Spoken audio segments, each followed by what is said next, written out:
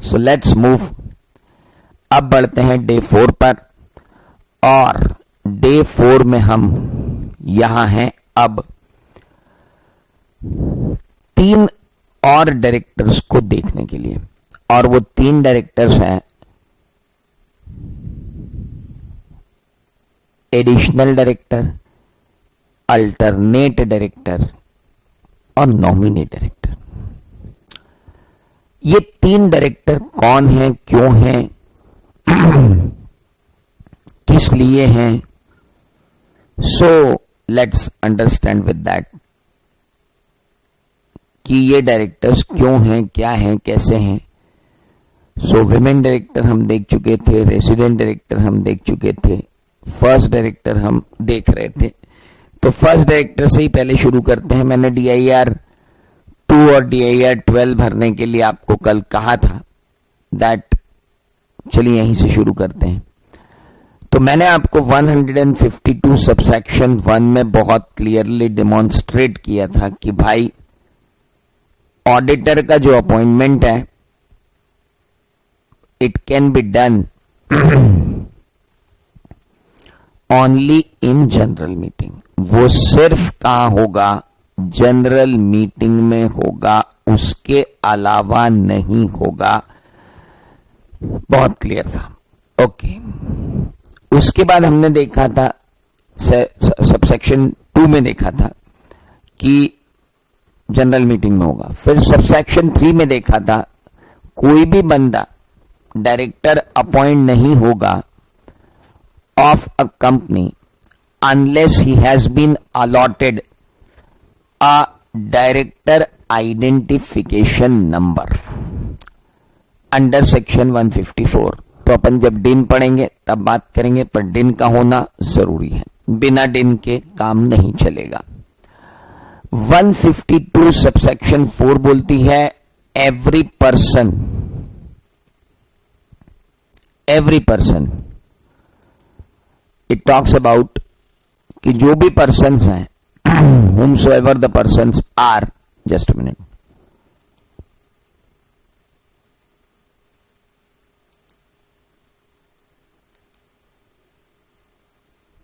yes, just a minute, where are the participants?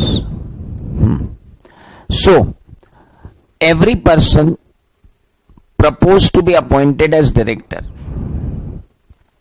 very important boss, यहां लिखा है proposed to be appointed as a director by the company in general meeting or otherwise shall furnish his din और such other number।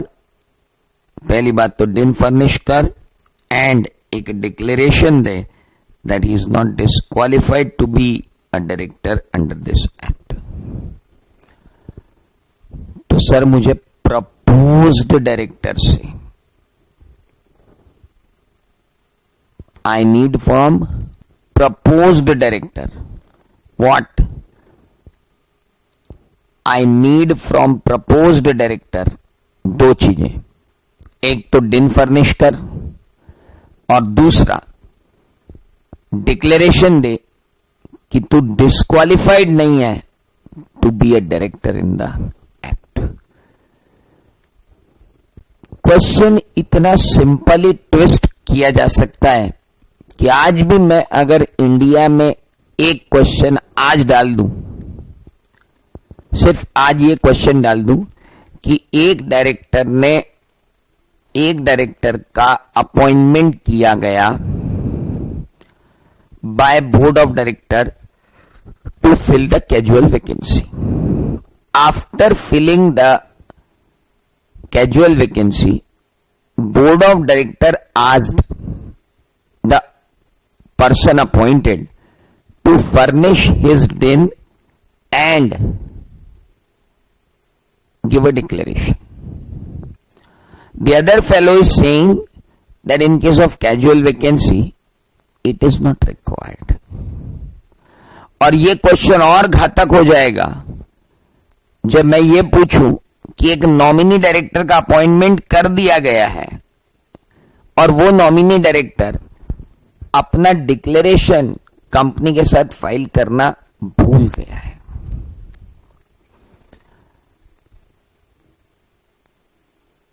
तो सब लोग क्या लिखेंगे मालूम आंसर? नहीं नहीं नहीं, उसको तो डिक्लेरेशन फाइल करना चाहिए। यह गलत बात है कि उसने डिक्लेरेशन फाइल नहीं किया है, उसको डिक्लेरेशन अब फाइल कर देना चाहिए। सर अब फाइल नहीं कर देना चाहिए। अपॉइंटमेंट के बाद ना मुझे डिक्लेरेशन चाहिए, ना अपॉइंटमेंट के बाद मुझे डिन चाहिए। मुझे तो डिन और चाहे डिन हो चाहे डिक्लेरेशन हो, proposed to be appointed word पढ़िए आप वहां पर। आपका प्रपोजल भी नहीं रख सकता हूं मैं अपॉइंटमेंट का। I can't move a proposal of your sir. मैं आपका प्रपोजल भी नहीं रख सकता हूं कि मैं आपको अपॉइंट कर दूं। हिम्मत ही नहीं होगी मेरी कि मैं आपका प्रपोजल रख दूं जब तक कि मेरे पास आपकी तरफ से क्या ना आ जाए, जब तक कि मेरे पास आपकी तरफ से कोई कंसेंट ना आ जाए और डिक्लेरेशन ना आ जाए कि आप डिस्क्वालिफाइड नहीं हैं, तब तक न कर पाऊंगा मैं boss. It is not possible for me, possible ही नहीं है। तो हर बंदा जो प्रपोज्ड है to be appointed as director by the company in general meeting और अदरवाइज, ये और अदरवाइज इंपॉर्टेंट है, कान खोल के सुन लो। कल एक बात बताई थी, आज दूसरी बता रहा हूं। कल एक बात बताई थी कि डायरेक्टर का अपॉइंटमेंट हमेशा कहां होगा? जनरल मीटिंग में। आज एक बात बता रहा हूं कि कोई भी डायरेक्टर हो, एक्स वाई जेड, कोई भी अपॉइंट कर रहा हूं, चाहे जनरल मीटिंग अपॉइंट कर रही है या अदरवाइज अपॉइंट हो रही है, पहले डिक्लेरेशन लो कि क्या वो डायरेक्टर बनने के लिए डिक्लेरेशन लो और कंसेंट लो। कंसेंट अगली उसमें लेंगे, पर पहले डिक्लेरेशन तो ले लो कि वो डिस्क्वालिफाइड नहीं है, और डिन भी ले लो।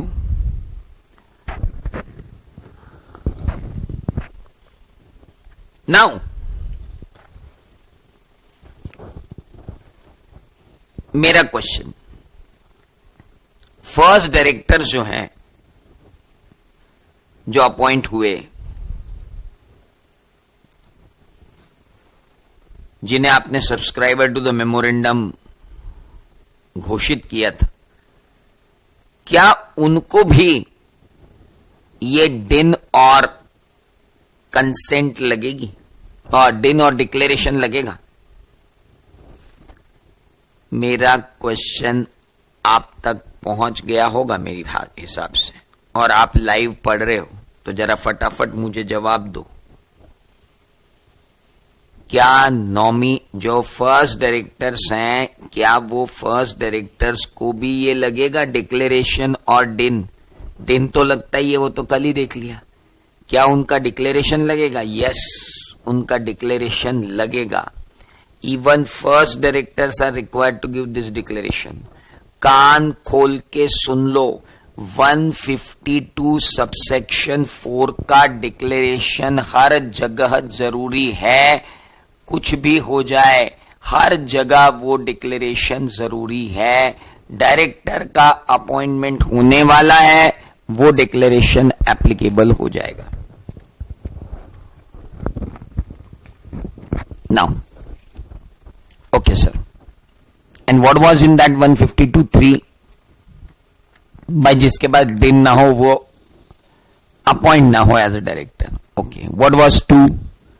बाय अपॉइंटमेंट सिर्फ जनरल मीटिंग में करियो। What was 1?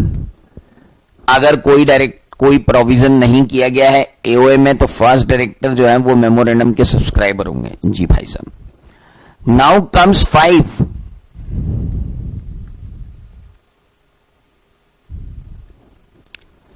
Very important, a person appointed, देखो सबसेक्शन 4 अपॉइंटमेंट से पहले की थी और सबसेक्शन 5 अपॉइंटमेंट की बाद है। A person appointed as a director, a person appointed as director shall not act as director unless he gives his consent to hold the office as director and such consent has been filed with the registrar within 30 days of his appointment in such a manner as may be prescribed. A person appointed, जिसका appointment हो गया as a director, shall not act as a director, यानी वो director की तरह act नहीं कर सकेगा। बात खत्म हो गई। He can not act as director. अगर क्या हुआ, एक्ट नहीं कर सकेगा। क्यों नहीं कर सकेगा? अगर क्या हुआ,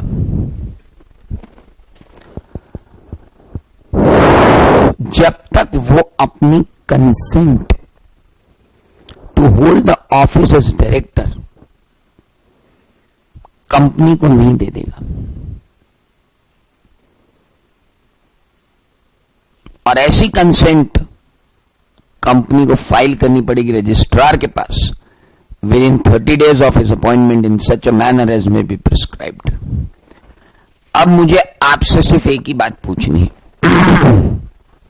मैंने डायरेक्टर को अपॉइंट किया, उस डायरेक्टर ने मुझे कंसेंट दे दी, DIR, नीचे देखो कंसेंट कैसे देनी है वो। The person who has been appointed बेटा to hold the office of director shall on or before the appointment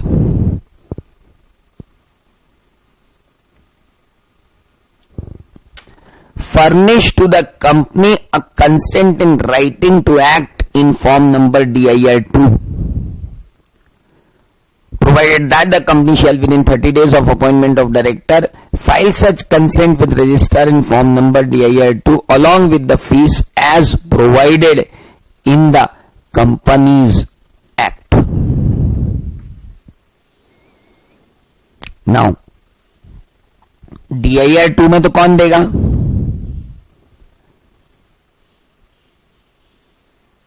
director. और DIR2 के बाद DIR12 कौन फाइल करेगा? Company. A return containing the particular of appointment of director or KMP and changes therein shall be filed with ROC in DIR12 along with such fees as may be provided in company's offices of Rule 2014 within 30 days of such appointment or change as a director. यानी ये जो DIR2 file करना है ये DIR12 के साथ file करना है, ये ध्यान रखना। DIR2 और DIR12 मिलकर फाइल होंगे। ओके, DIR2 कब आएगा? DIR2 कौन देगा? डायरेक्टर। किसको देगा? कंपनी को। कब देगा? अपॉइंटमेंट के पहले या बाद में, what ever it is. Okay, उसके बाद कंपनी उसका क्या करेगी? 30 दिन के अंदर अंदर फाइल करेगी, है ना। अब जरा क्रिस्टल क्लैरिटी ले लें इस पूरी सेक्शन पे।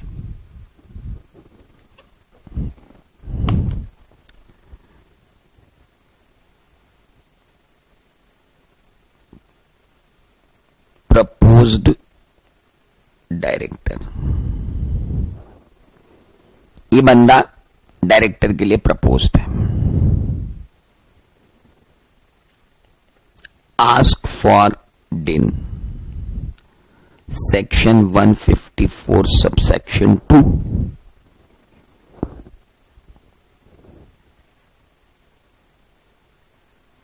Sorry, subsection 3।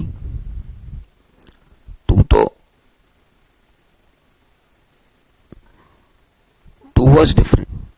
2 was her director general meeting में अपॉइंट होगा। ask for DIN. 154(3). Ask for declaration. Section 154(4).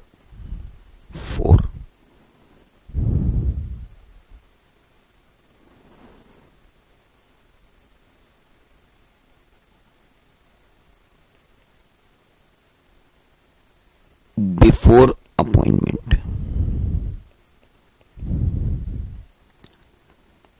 Ask for DIR 2 declaration from director to company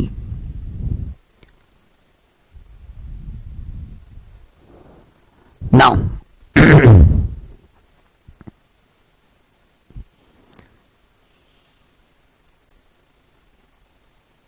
ask for declaration नहीं है, this is ask for consent है. Yes. कौन C section में? 154 subsection 4 में. Declaration तो यही चाहिए था बेटा, 3 में. सॉरी, डिक्लेरेशन तो 3 में ही चाहिए था, कंसेंट 4 में चाहिए थी. ओके.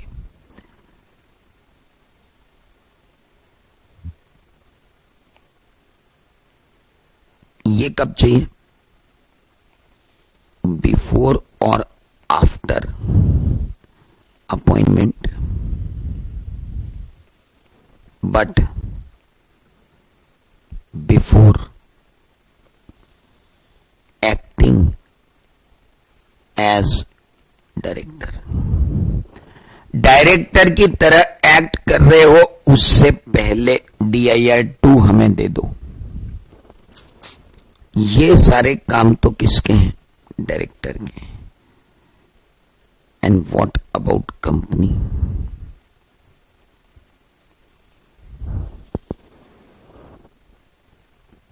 फाइल DIR 12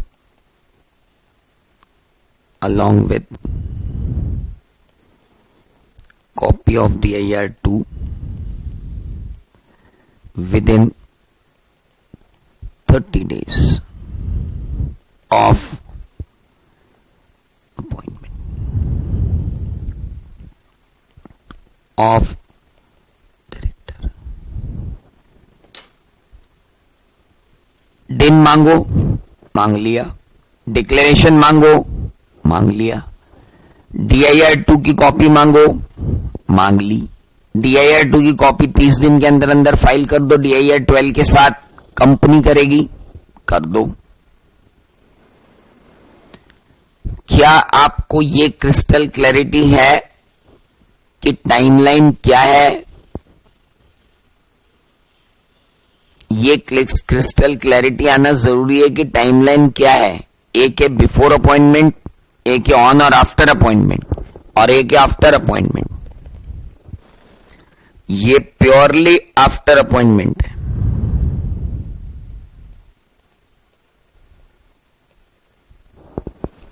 ये प्योरली आफ्टर अपॉइंटमेंट है.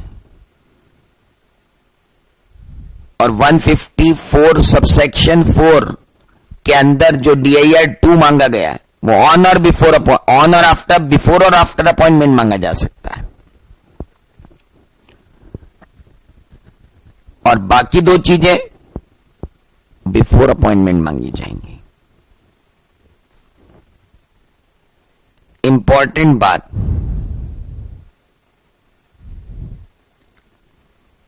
even if first directors required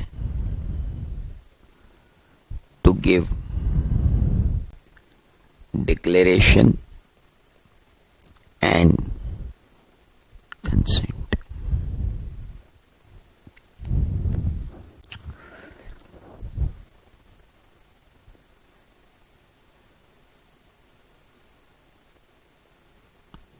All directors shall comply with 152 3, 4 and 5. DIN, declaration, consent. 3 है DIN, 4 है डिक्लेरेशन एंड कंसेंट एंड 5 है सोचो, पहला है DIN, दूसरा है डिक्लेरेशन और तीसरा है कंसेंट. तो DIN, डिक्लेरेशन एंड कंसेंट. ये हो गई DIN, ये हो गया डिक्लेरेशन, ये हो गई कंसेंट. इसका कोई फॉर्मेट नहीं है, लेकिन इसका फॉर्मेट है DIR2. ओह गॉड, क्या आपको बात अब स्पष्टता क्लियर हो गई है? कब कहां क्या हो रहा है? अगर मैं अब आपको ये बताने जाऊं कि हमने क्या किया है, तो सर हमने 149(1) पढ़ी, constitution of board of director. 2 नहीं पढ़ी, ट्रांजिशनल था. और constitution of board of director का फर्स्ट प्रोविजो था मोर देन 15 करने के लिए क्या करना है, और सेकंड प्रोविजो था वुमन डायरेक्टर. थर्ड हमने पढ़ लिया रेसिडेंट डायरेक्टर. फोर्थ पर हम गए ही नहीं, क्योंकि जाने का सवाल ही पैदा नहीं होता है, क्योंकि वहां तो वेरी सिंपल. उसके बाद 152 सबसेक्शन 1 पे आए कि फर्स्ट डायरेक्टर कैसे अपॉइंट होते हैं. 152(2) ने कहा कि साहब सब्सीक्वेंट डायरेक्टर का अपॉइंटमेंट तो जनरल मीटिंग में ही होगा जब तक कि हम कहीं और प्रपोज न करें. सबसेक्शन 3 ने कहा कि भैया अगर डायरेक्टर को अपॉइंट कर रहे हो तो उसके पास वैलिड DIN होना जरूरी है. सबसेक्शन 4 ने कहा 152 की कि भाई जिसको आप प्रपोज्ड कर रहे हो तो प्रपोज्ड डायरेक्टर से मुझको 2 चीजें चाहिए, पहले तो DIN सबमिट कर और दूसरा डिक्लेरेशन सबमिट कर कि वो डिस्क्वालिफाइड नहीं है. और 152 सबसेक्शन 5 ने बोला कि अपॉइंटमेंट के बाद काम मत करना. अपॉइंटेड डायरेक्टर DIR2 जब तक फाइल न करे कंपनी के साथ काम मत करना, और कंपनी अपॉइंटमेंट के 30 दिन के अंदर अंदर DIR12 फाइल कर देना अलोंग विद DIR2 की कॉपी ROC में 30 डेज के अंदर. हो गया अर्चित समराइज भी. सर मुझे एक एक सेक्शन की क्लैरिटी चाहिए. Subsection 1 first directors, subsection 2 subsequent directors in general meeting, subsection 3 DIN, subsection 4 proposed director से पहले DIN लो, साथ में डिक्लेरेशन लो. सबसेक्शन 5 अपॉइंटमेंट हो जाने के बाद DIR2 चाहिए. यह अपॉइंटमेंट से पहले भी आ सकता है, और कंपनी को अपॉइंटमेंट से 30 दिन के अंदर मिले उसे कभी भी, डजंट मैटर. DIR2 उसे कभी भी मिले, कंपनी को कभी भी मिले, but it has to be filed within 30 days. So it should be very clear. मेरा ख्याल है सबका क्लियर हो गया होगा. किसी को कोई डाउट?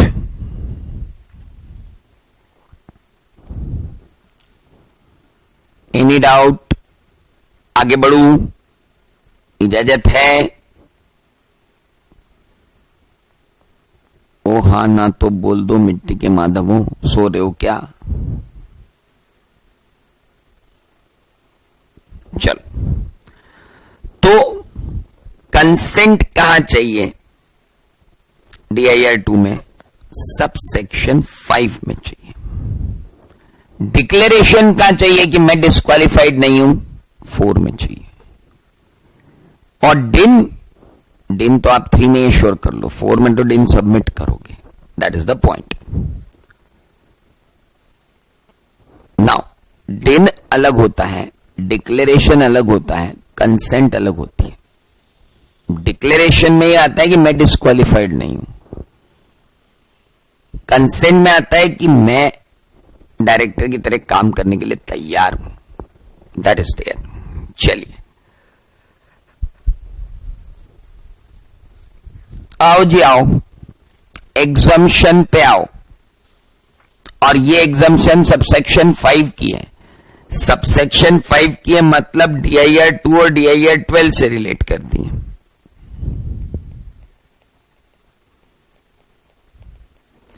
पर ध्यान देना कि DIR 2 से एग्जम्पशन मिली है कि DIR 12 से एग्जम्पशन मिली है, क्या है चक्कर जरा देखें। 152(5) shall not apply to a government company. Wide notification GSR 463E dated June 15. The above mentioned exception shall be applicable to a government company which has not committed default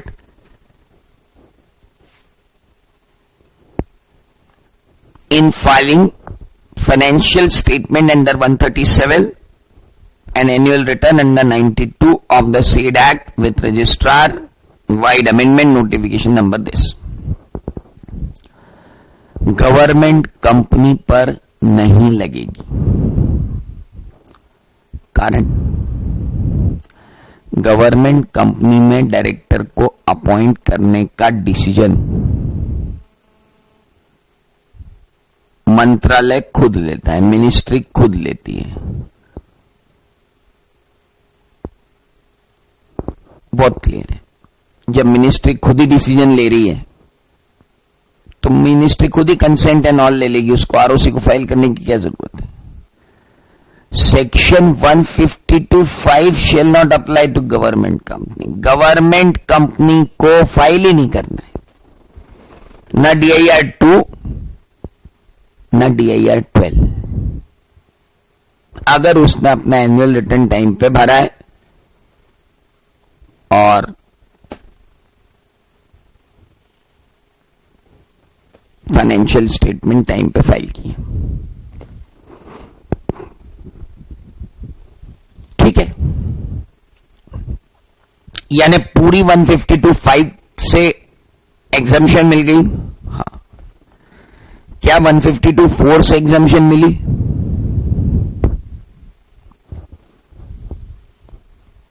नहीं।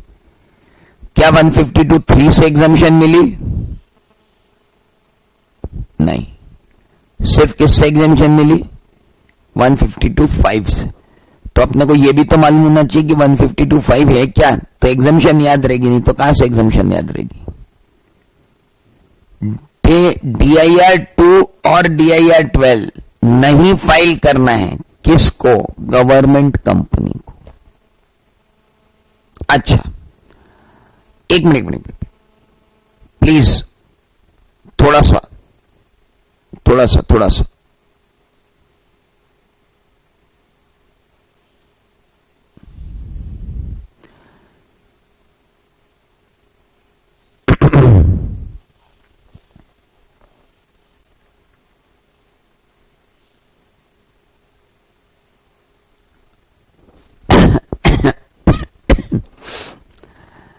इतना इसलिए रुक रहा हूं मैं क्योंकि मैं तुम्हारी हालत थोड़ी देर बाद क्या होगी वो सोच के मैं आपसे बात कर रहा हूं। 152(5) shall not apply to government company. Okay, 152(5) ने क्या कहा था?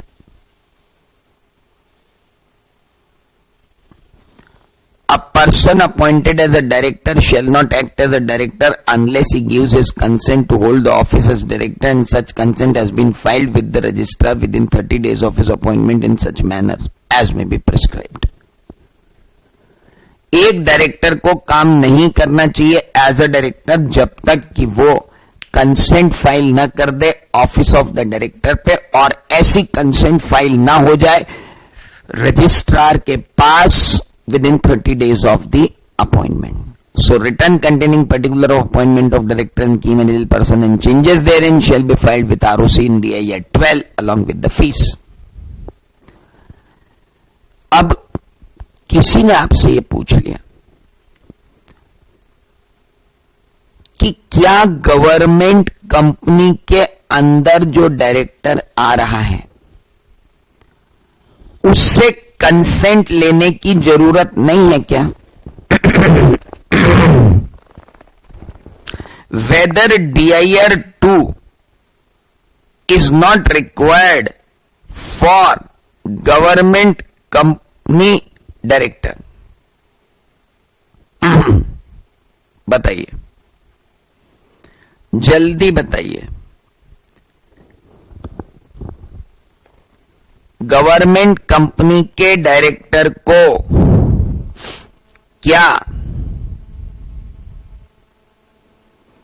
DIR 2 फाइल करने की जरूरत नहीं है?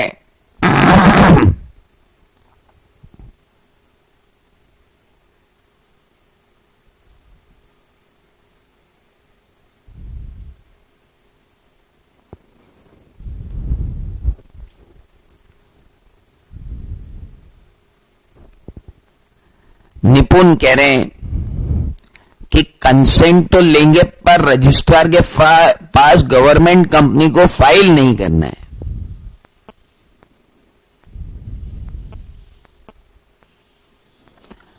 और गौरव कह रहे हैं कि ना ये तो उसके एम्प्लॉयमेंट का पार्ट है, तो उस पर ये 152(5) नहीं लगेगी।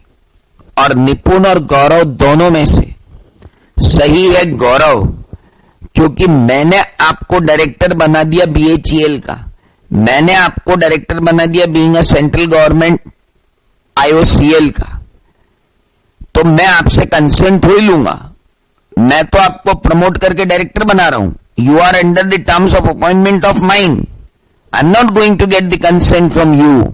इसलिए पूरी 152(5) कंपनी अलॉन्ग विद डायरेक्टर दोनों पे लगेगी। न DIR 2 फाइल करने की जरूरत है, न DIR 12 फाइल करने की जरूरत है। ये दिमाग वहां पे न चल जाए, इसलिए आपको मैंने 2 मिनट के लिए यहां पे रोका था। समझ में आया? ये कंसेप्ट क्लियर करने के लिए मैंने यहां पे रोका था। और देखो, वैसे भी मैं 2021 को पढ़ा रहा हूं ना, तो फिर 2020 वाले ये ना सोचें कि साहब ये तो आप धीरे धीरे आगे बढ़ रहे हो। सर, ये जो मेरी रिकॉर्डिंग हो रही है ये 2021 के भविष्यों को संवारने के लिए हो रही है। अब मैं क्या करूं बताऊं? In section 152(5) in case of specified IFSC public company, word 30 days has been read as 60 days।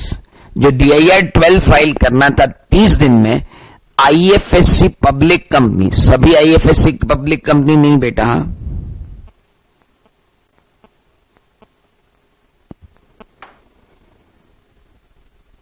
mind it very carefully, not all IFSC public company, specified IFSC public company जिनको नोटिफिकेशन के अंदर लिया गया है, बात करेंगे।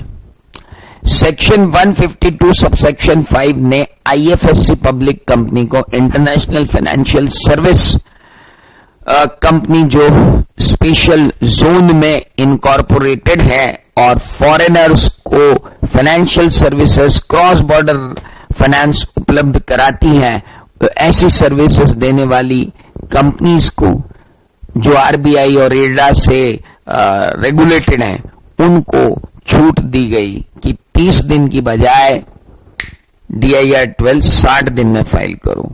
और साथ में specific IFSC company, unlisted public company, 1 minute, ये कौन था? Specified IFSC public company, the word 30 days has been read as 60 days। अब मैंने आपको ये बताया कि स्पेसिफाइड IFSC क्या है।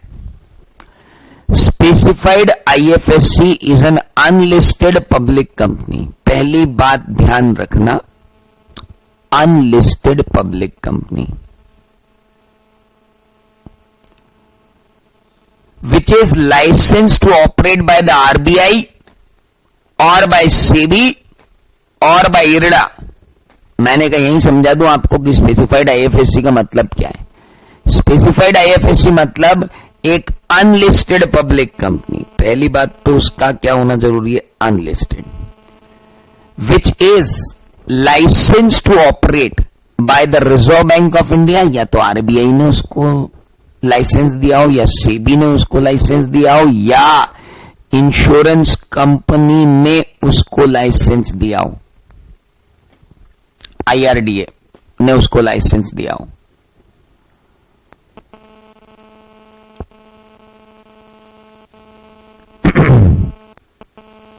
From the International Financial Service Center located in an approved multi-service special economic zone set up under the Special Economic Zone Act 2005, read with the Special Economic Zone Rules 2006। हमने SEZ बना रखे हैं, उन SEZ में हम RBI को बोल रहे हैं, सेबी को बोल रहे हैं और इरडा को बोल रहे हैं कि ये तीन सेक्टर जो हमारे हैं, एक तो फाइनेंस वाला है तो आरबीआई इंटरवीन करे, दूसरा कैपिटल मार्केट वाला है और शेयर मार्केट वाला है तो सेबी इंटरवीन करें, और तीसरा इंश्योरेंस वाला सेक्टर है तो इंश्योरेंस इंटरवीन करे। हम ईज टू डू बिजनेस चाहते हैं। हम चाहते हैं कि फॉरेन से फंड्स काफी सारे आ जाएं और इजीली आ जाएं। तो क्रॉस बॉर्डर फाइनेंसिंग के लिए ऐसी कंपनीज को एनबीएफसी को आपने रेगुलेशन में बांध रखा है, बैंक्स को आपने रेगुलेशन में बांध रखा है, थोड़ा लिबरलाइज्ड काम करें ना, ताकि सामने वाले को फॉर्मेलिटी काफी कम हो। तो आरबीआई आप परमिशन दे दो, एसईजेड के अंदर जो लगेंगी यूनिट्स जो इंटरनेशनल फाइनेंशियल सर्विस कंपनी की तरह काम करेंगी, उनको थोड़े से रिलैक्स नॉर्म से ईज ऑफ फाइनेंस उपलब्ध हो जाए। फॉरेन इन्वेस्टर्स आना चाहे, फॉरेन लोन देना चाहे, तो उन सबको कैटर करने के लिए एक पर्टिकुलर जोन बना देते हैं। तो वो जोन बना दिया तो उनको ईज ऑफ डूइंग बिजनेस के लिए उनको बोल दिया, यार देखो तुम 60 दिन में DIR 2 DIR 12 फाइल कर लेना, कोई टेंशन नहीं। That is the point. तो मालिक ये थी section 152 subsection 1, subsection 2, subsection 3, subsection 4, subsection 5 और सबसेक्शन 5 के एक्सेप्शन। आईएफएससी कंपनी को DIR 2 और DIR 12 दोनों फाइल करने हैं बाबू, ये ध्यान रखना।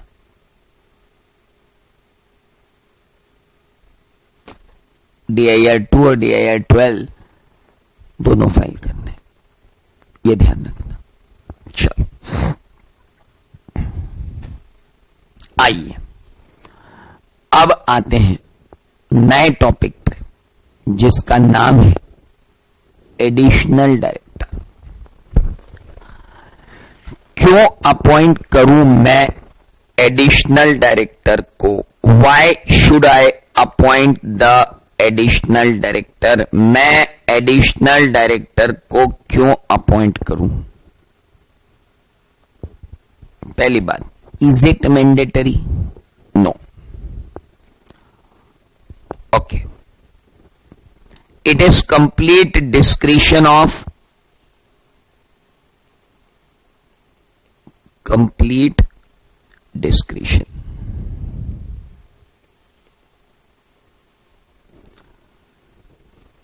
क्या अपॉइंट करना है या नहीं करना है?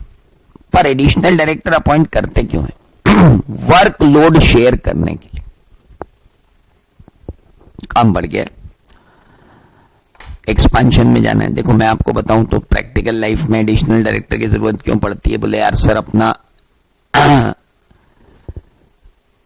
एडिशनल डायरेक्टर की जरूरत अपने को क्यों पड़ती है कि सर यार अपना एक एक्सपांशन हो रहा है और वो एक्सपांशन जो अपना हो रहा है, उस एक्सपांशन के अंदर टेक्निकली एक आदमी वहां चाहिए उस एक्सपांशन को हैंडल करने के लिए।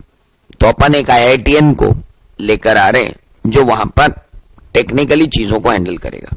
ओके, लेकिन वो जो IITN आ रहा है उसको अपन परमानेंटली कंपनी में नहीं ला रहे हैं। ये जब तक एक्सपांशन चलेगा तब तक वो IITN अपने को चाहिए, लेकिन उस IITN को हमें अथॉरिटी देनी पड़ेगी ताकि लोग उसकी सुने, लोग उसकी समझें और वो एग्जीक्यूट कर पाए काम को। तो बेटर है कि उस IITian को डायरेक्टर की हैसियत से वहां भेजो कि सब डायरेक्टर साहब बैठे हैं यहां पे, क्योंकि पल पल पे उस जगह पे जहां पे एग्जीक्यूशन चल रहा है डायरेक्टर के साइन चाहिए पेपरों पे। नगर निगम से परमिशन डायरेक्टर से साइन लेके आओ, पॉल्यूशन कंट्रोल बोर्ड डायरेक्टर के साइन लेके आओ, बैंक से फाइनेंस करवाना डायरेक्टर के साइन लेके आओ। तो यार उसको वहां बिठा दो, एक तो वो पूरा टेक्निकल काम कर लेगा, पूरी फैक्ट्री बनवा देगा, सारा काम ले लेगा, ऊपर से जो डायरेक्टर वाली फॉर्मेलिटीज है वो वहां बैठ के पूरी कर देगा, वर्कलोड शेयर हो जाएगा।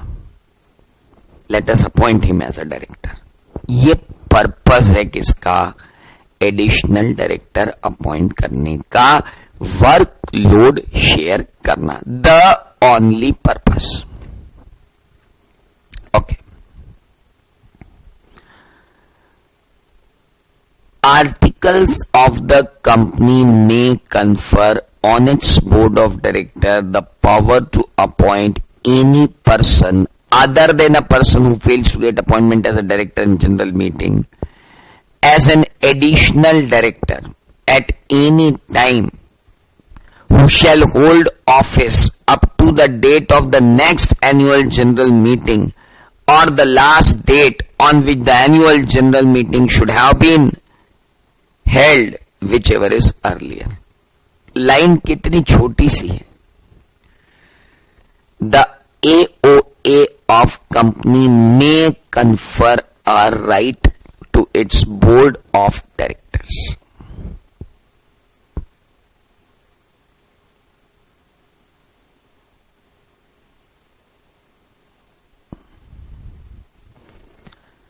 The power to appoint any person other than person who failed to get appointed as director in the general meeting as an additional director at any time, who shall hold office up to the date of the next annual general meeting or the last date on which the annual general meeting should have been held, whichever is earlier. देखो बेटा, इसका हिंदी अनुवाद तो simple है कि अगर article of association ने बोल रखा है तो बोर्ड ऑफ डायरेक्टर को पावर है कि वो किसी भी पर्सन को एडिशनल डायरेक्टर अपॉइंट कर लें और वो एडिशनल डायरेक्टर अगली एनुअल जनरल मीटिंग की डेट तक एडिशनल डायरेक्टर रहेगा। और अगली एनुअल जनरल मीटिंग अगर नहीं हुई तो जिस दिन उस एनुअल जनरल मीटिंग होने की लास्ट डेट थी उस डेट तक वो डायरेक्टर रहेगा। बात खत्म हो गई। कितनी सिंपल बात है ना? अभी प्याज के छिलके नहीं निकाले ना तब तक बहुत सिंपल है। अभी प्याज के छिलके निकालना चालू करेंगे तो समझ में आएगा कि जरा सी सेक्शन की बाप रे बाप, अच्छा मैं नहीं निकालूंगा, इंस्टीट्यूट नहीं निकाल रखे। मैं कौन होता हूं सर? आप मेरे को तो बिल्कुल ही मत मानो। I am the least knowledgeable person. I am delivering the knowledge what is earned by me during these years. Look at this. पहली बात, क्या AOA में जनरली ये लिखा होता है कि एडिशनल डायरेक्टर अपॉइंट करने के पावर बोर्ड को है? क्या हमने टेबल F जो AOA की है उसको कभी देखा कि उसमें कोई पावर बाय डिफॉल्ट दी होती है क्या? क्योंकि मैक्सिमम कंपनीज तो क्या करती, AOA टेबल F ही फॉर्मेट फॉलो करती।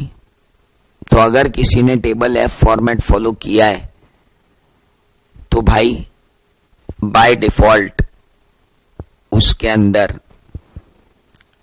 क्लॉज नंबर 66 डला हुआ है। Subject to the provisions of section 149, the board shall have a power at any time and from time to time to appoint a person as an additional director, provided that number of directors and additional director together shall not exceed any time maximum strength of the fixed by the board of the article. Such person shall hold office only up to the date of the next annual general meeting of the company, but shall be eligible for appointment by the company as a director at that meeting, subject to provision of the Act.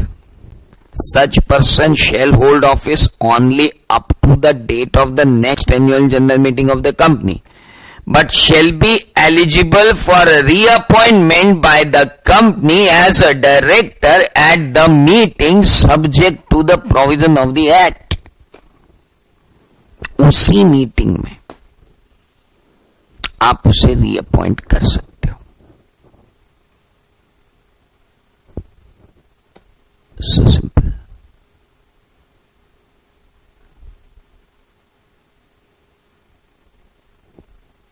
ये होता है clause number 66 of table F of AOA.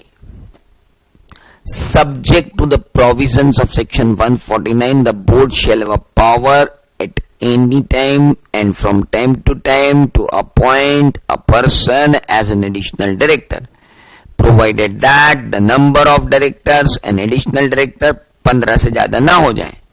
Okay.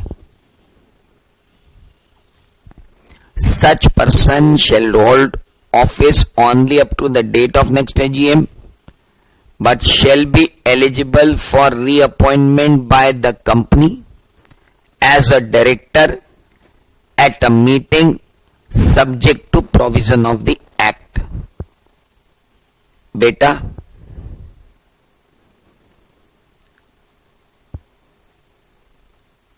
वो appointment है कि reappointment, पहले ये देखो.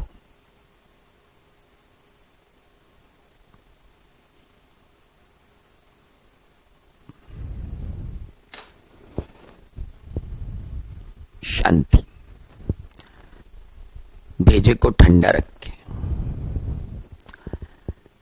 Eligible for appointment by the company as a director, यानी एडिशनल डायरेक्टर रिटायर हो गया एनुअल जनरल मीटिंग की डेट पर, क्या मैं उसे फिर से रीअपॉइंट करना चाहता हूं एज एन एडिशनल डायरेक्टर, तो क्या मुझे उसी जनरल मीटिंग में रीअपॉइंट करना पड़ेगा, या मैं उसे एडिशनल डायरेक्टर की तरह एनुअल जनरल मीटिंग खत्म होने के बाद भी अपॉइंट कर सकता हूं? मुझे अब इस बात का जवाब दो आप लोग. ये आर्टिकल के क्लॉज को पढ़ने के बाद, एक एडिशनल डायरेक्टर मैंने अपॉइंट कर लिया.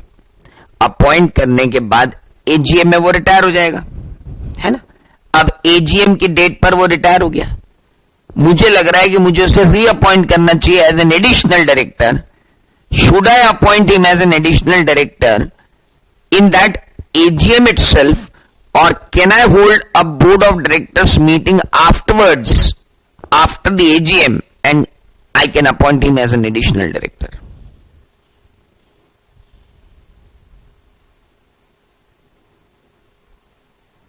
वो जाग रहे हो, सो रहे हो नाले को?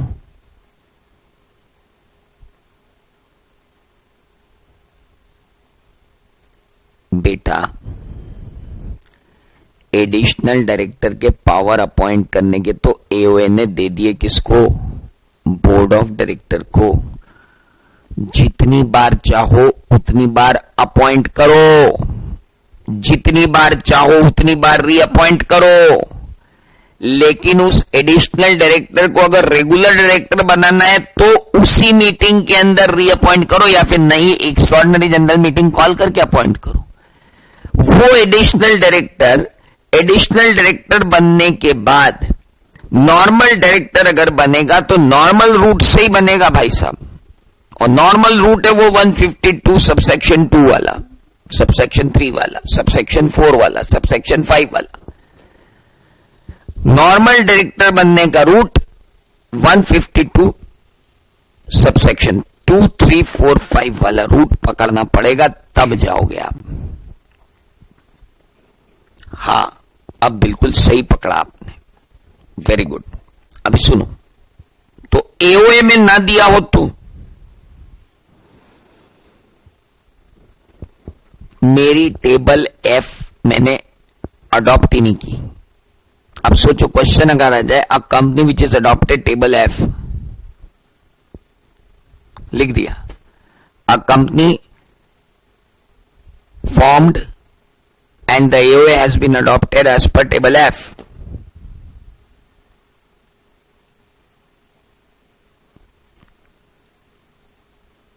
अर्चित जेटली, इसका मतलब यह है बेटा कि अपॉइंटमेंट जो डायरेक्टर का होगा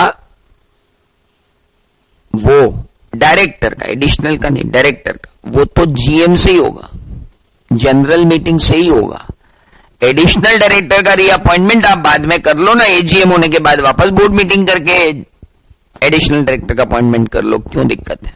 हाँ, अब सब हमने टेबल एफ फॉलो ही नहीं की, तो आपको स्पेशल रेजोल्यूशन पास करना पड़ेगा, आर्टिकल को अमेंड करना पड़ेगा, और आर्टिकल को अमेंड करने के बाद बोर्ड को पावर मिल जाएंगे कि वो एडिशनल डायरेक्टर अपॉइंट कर सकते हैं।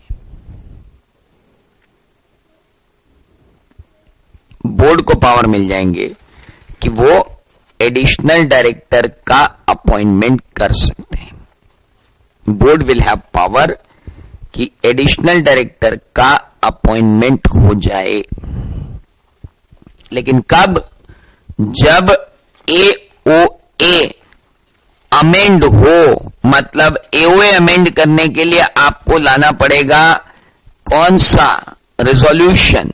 आपको लाना पड़ेगा स्पेशल रेजोल्यूशन, वो भी जनरल मीटिंग में, तब जाकर के अमेंड होगा, और अमेंड होने के बाद आप आगे बढ़ोगे। बहुत ही इंपॉर्टेंट है एडिशनल डायरेक्टर की बात। नाउ अब मुझे ये बताओ कि एडिशनल डायरेक्टर के अंदर हुआ यूं कि एक जनरल मीटिंग के अंदर एक डायरेक्टर का अपॉइंटमेंट शेयर होल्डर्स ने नकार दिया। भाई डायरेक्टर का अपॉइंटमेंट करने गए, जनरल मीटिंग हुई, रेजोल्यूशन पास हुआ ही नहीं, वो डायरेक्टर को अपॉइंट कर नहीं पाए। डायरेक्टर्स ने कहा कोई दिक्कत नहीं है भाई साहब, एजीएम ने नहीं किया तो क्या हमारे पास पावर है, आर्टिकल ने दिया है। उन्होंने उसे एडिशनल डायरेक्टर अपॉइंट कर लिया। ना जी ना, बिल्कुल नहीं अपॉइंट कर सकते। जिस बंदे को जनरल मीटिंग ने दुत्कार दिया हो वो एडिशनल डायरेक्टर नहीं बन सकता, क्योंकि लिखा हुआ है other than a person who fails to get appointed as a director in a general meeting. बेटा एक बात ध्यान रखना,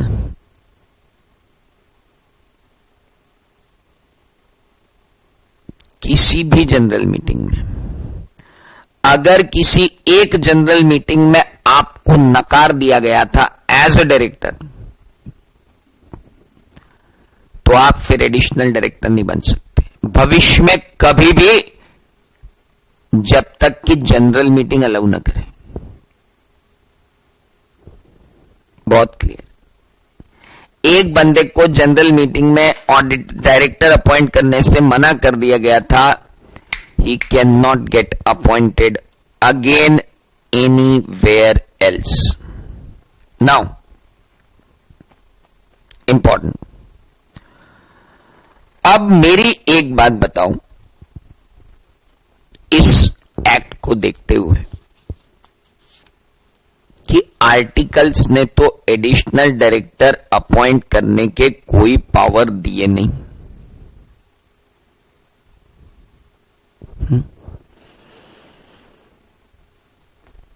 शेयर होल्डर्स कह रहे हैं कि एडिशनल डायरेक्टर को अपॉइंट करने के पावर बोर्ड ऑफ डायरेक्टर को देने की बजाय शेयर होल्डर अपने पास रखें और कंपनी के शेयर होल्डर ने एक जनरल मीटिंग कॉल करके एक डायरेक्टर को एडिशनल डायरेक्टर अपॉइंट कर दिया. Is it possible that if your AOA is silent about the appointment of additional director, shareholders are appointing the additional director? 2 minute के लिए पूरी सेक्शन को मन में रखकर सोचकर इंटरप्रेट करके मेरी बात का जवाब देना. AOA साइलेंट है, शेयर होल्डर्स ने जनरल मीटिंग करी और एडिशनल डायरेक्टर का अपॉइंटमेंट कर दिया. बात सिर्फ इतनी सी. 2 मिनट सोचो फिर बात करते हैं.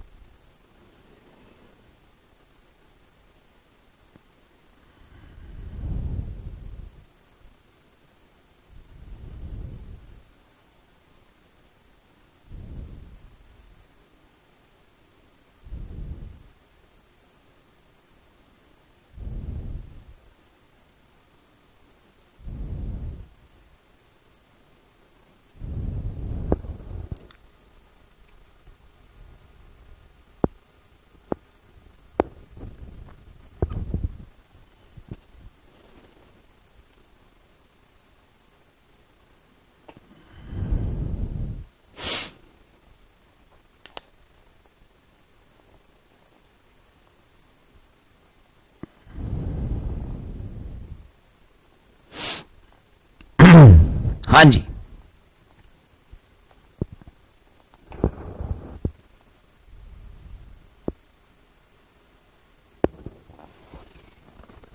अर्चित का कहना है सर बोर्ड ऑफ डायरेक्टर को दिए गए हैं पावर, शेयर होल्डर के पास पावर नहीं है एडिशनल डायरेक्टर को अपॉइंट करने की.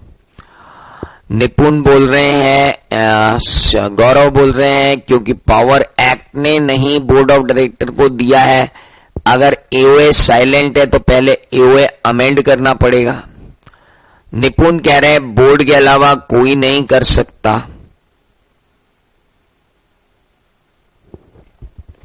बाकी क्या कह रहे हैं भाई?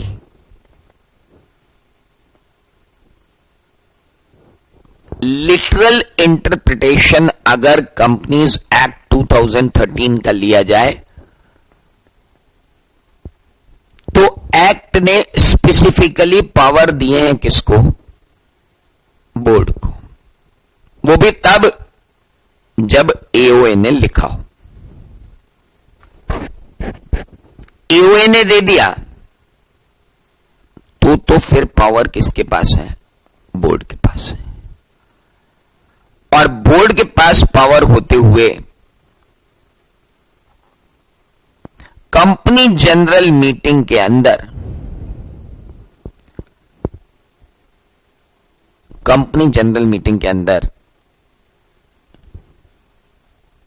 एडिशनल डायरेक्टर अपॉइंट नहीं कर सकती.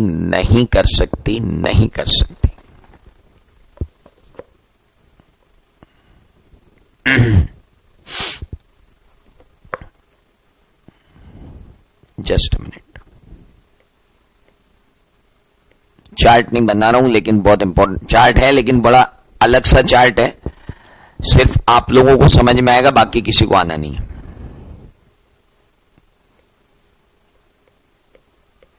AOA provides that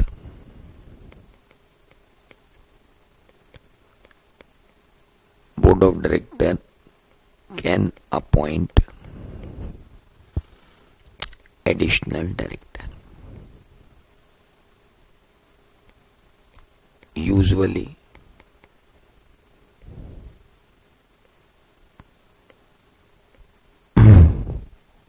shareholders cannot appoint in general meeting.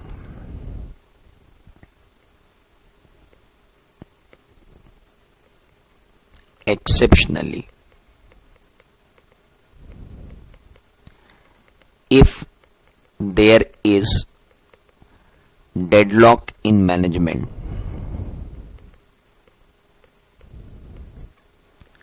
Company को बचाने के लिए share holders can appoint additional director to save company. अरे 3 डायरेक्टर है कंपनी के, एक डायरेक्टर बहुत सीरियसली काम कर रहा है, बाकी 2 डायरेक्टरों ने 12 बजा के रखी हुई है, वो तीनों की आपस में ही निपटती, उन तीनों का डेडलॉक हो गया है। शेयर होल्डर को अब लग रहा है कि यार इनके बीच में मेरे को 2 एडिशनल डायरेक्टर और डालने पड़ेंगे, नहीं तो कंपनी डूब जाएगी। They can appoint direct, reference भी देता हूं, डोंट वरी।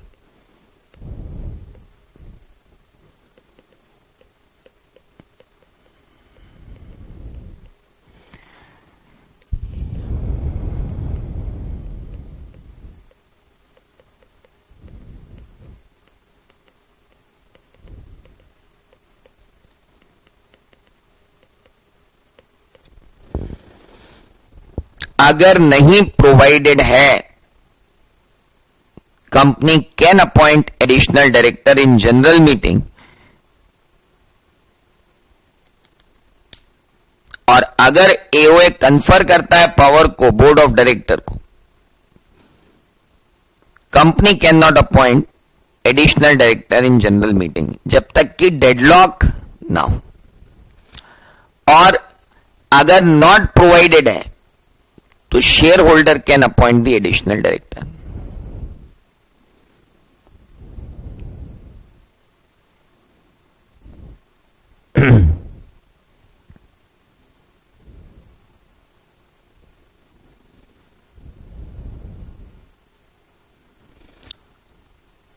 बिल्कुल सही बात है, डायरेक्टर अपॉइंट करेंगे, एडिशनल डायरेक्टर क्यों अपॉइंट करेंगे, लेकिन मुझे टेम्पररीली अपॉइंट करना है ताकि अगली एजीएम पे वो चला जाए, क्योंकि एक बार एक डायरेक्टर अपॉइंट हो गया तो फिर वो बाय रोटेशन में अगर उलझ गया तो लॉन्ग टर्म तक कंपनी के साथ रहेगा।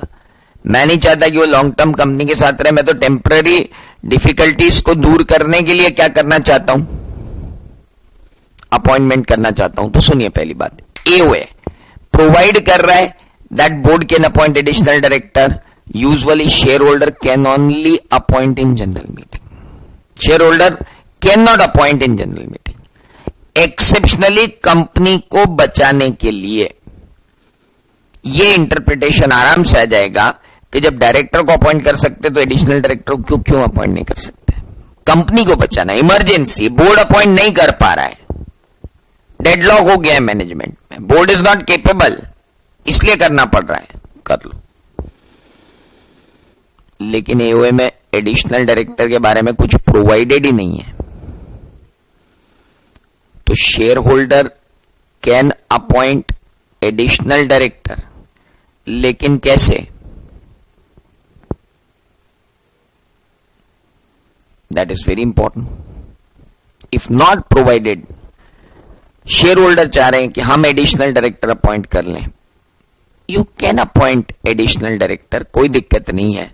बहुत सारे पुराने केसेस हैं जो ये कहते हैं कि कर सकते हैं, पर अब एग्जाम में अगर क्वेश्चन आ गया सिंपली कि क्या शेयर होल्डर जनरल मीटिंग में अपॉइंट कर सकते हैं एडिशनल डायरेक्टर को, अगर एओए में एडिशनल डायरेक्टर के पावर बोर्ड ऑफ डायरेक्टर को दिए हुए तो भी, तो हमारा सीधा आंसर होगा पहला, नहीं। नहीं, पहला आंसर होगा नहीं।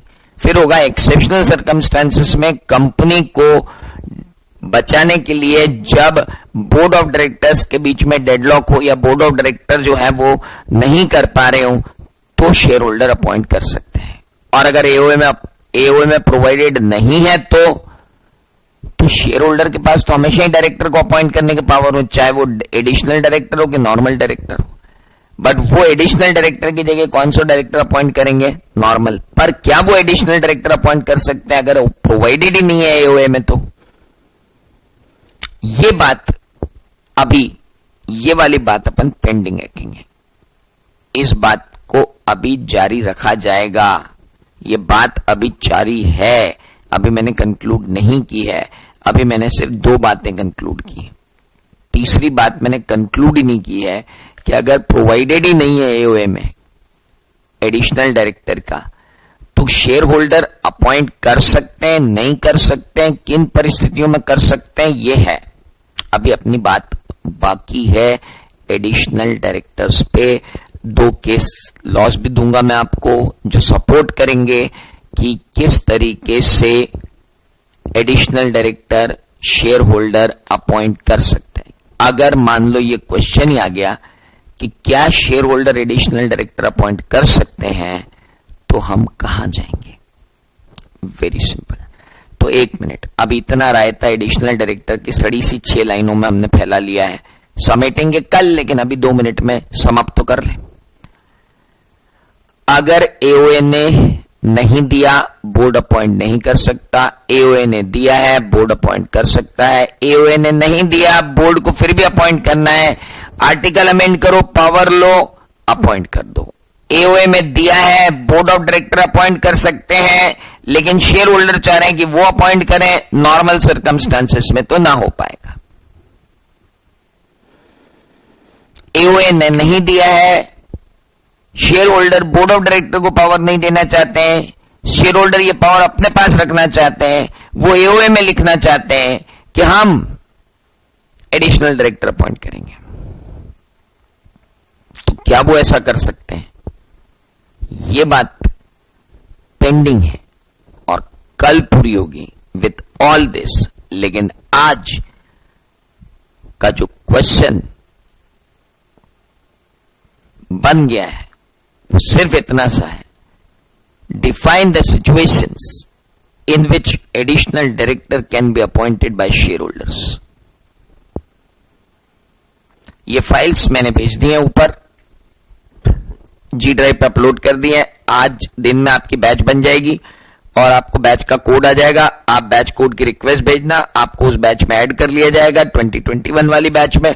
और 2021 वाली बैच में पूरे जी ड्राइव पे आपके पास रोज का मटेरियल अवेलेबल रहेगा। अभी आप ये चार्ट को अभी आप बनाना मत, ये चार्ट तो अपन वापस बनाएंगे कल इसमें बहुत चर्चा होगी और इतने सारे क्वेश्चन करना है, 1 2 3 4 5 क्वेश्चन तो एग्जाम के आए हुए इसी पे करना है। फिर अल्टरनेट डायरेक्टर होगा, कल बहुत बड़ा काम है अपने पास, और फिर नॉमिनी डायरेक्टर होगा। कल अपने तीनों डायरेक्टर खत्म हो जाएंगे। चलिए, तो बाकी बात करते हैं डे 5 में। टुमारो भले ही संडे है बट वी आर मीटिंग।